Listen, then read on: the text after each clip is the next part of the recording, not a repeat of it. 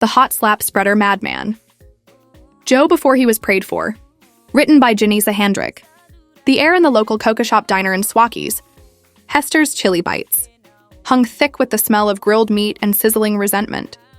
With her face pale and trembling, Tonka clutched a napkin to her mouth, tears welling in her eyes.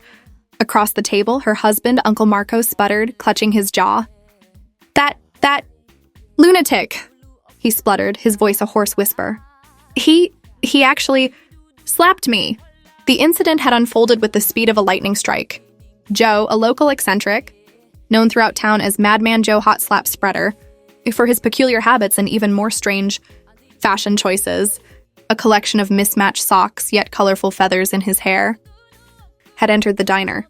Joe, who believed pigeons were government drones and that his toaster was trying to communicate with him, had been behaving erratically as usual. He'd been muttering to himself, glaring at the patrons, and occasionally attempting to feed French fries and vet cookies to the potted plants. Fidgeting with his hands, he turned his gaze. Then he'd set his sights on Uncle Marco. He'd instantly disliked Marco's perfectly starched shirt and neatly trimmed beard for reasons known only to Joe. He'd approached their table, his eyes narrowed, and unleashed a torrent of incoherent ramblings about lizard people and the dangers of fluoride. Marco, ever the polite gentleman from Rake Manstorp, had smiled and nodded, attempting to ignore the bizarre tirade. But Joe, apparently mistaking Marco's politeness for condescension, had exploded. With a speed that belied his eccentric appearance, Joe had lashed out.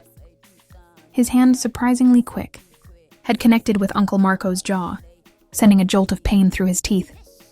Unfortunately, one had decided to take a vacation, landing with a satisfyingly sickening plop in the mug of Charisse's mother-in-law. Now, surrounded by a stunned silence and the lingering aroma of burnt coffee, Uncle Marco surveyed the damage. Tonka, meanwhile, was debating whether to call the police or seek counsel from a therapist. I need a dentist, Marco mumbled, clutching his jaw. Her eyes narrowed, and Tonka looked across the diner at Joe, who, oblivious to the chaos he had wrought, was now engaged in a heated argument with a ketchup bottle. I think, she declared, I need a lawyer.